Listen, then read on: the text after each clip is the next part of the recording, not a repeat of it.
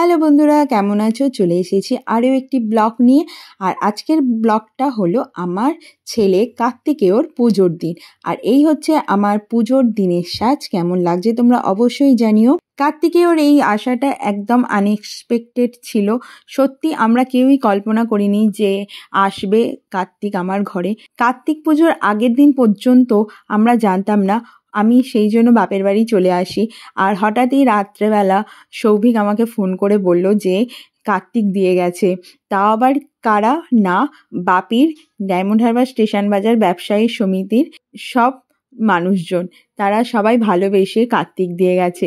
আমি জানতাম না যে সবাই আমাকে এতটা ভালোবাসে আর সেই জন্য আমাকে কার্তিকটা দিয়ে যাবে। তো এটা সত্যি আনএক্সপেক্টেড ছিল। ওই যে বলে না, আনএক্সপেক্টেড জিনিসগুলো একটু বেশি কাছের হয়, তো এটাও ঠিক তাই। আর কার্তিক ঠাকুরের মুখটা দেখেছো কি মিষ্টি, একদম সুন্দর। সবার ভীষণ কিন্তু পছন্দ হয়েছে এই মিষ্টি মুখটা। যাই হোক, সকালবেলা চট জলদি বাড়ি চলে এসেছিলাম ওর পুজোর সমস্ত আয়োজন করতে। ওদিকে পুজোর জোগাড়জাটি হয়ে যেতে তাড়াতাড়ি স্নান করে আমি চলে এসেছিলাম আলপনা দিতে।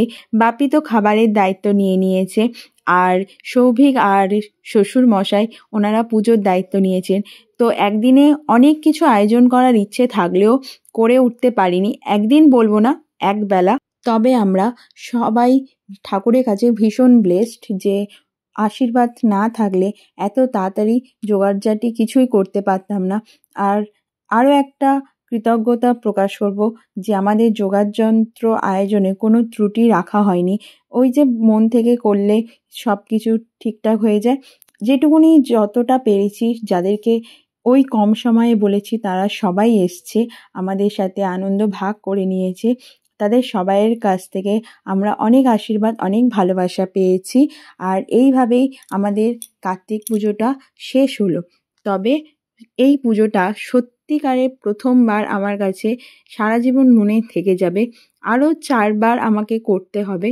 সরি, ভুল বললাম, 4 বার নয়, আর 3 বার। কিন্তু এই যে প্রথম পুজোটা, এটা আমার কাছে মনে থেকে যাবে।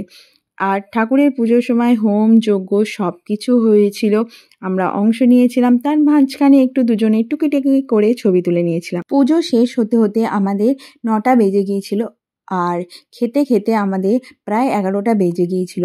আর আমার এই ছেলের পুজোয় মেনু ছিল ফ্রায়েড রাইস, ফুলকপি আলুর কষা, পনিরের তরকারি, পায়েস, মিষ্টি, সন্দেশ, চাটনি। একেবারে এলাহি খাবার যাকে বলে।